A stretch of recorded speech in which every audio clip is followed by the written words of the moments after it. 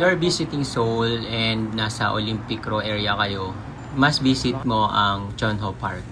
Dahil napakalinis and open for all exercise area kung gusto mo lang mag-walk. At ang daming facilities, pwede kang mag-weights and other indoor gym equipment. It's all for free.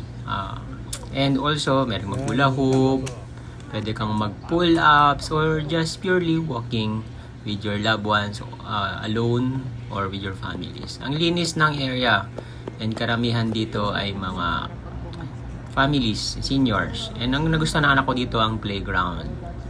Ayan, nag-enjoy siya dyan kasi solong-solo niya yung playground. It's all for free. At kung gusto mo naman ng mga ibang activities like this and mag-enjoy ka lang, pwede kang magdala ng food kasama maraming table.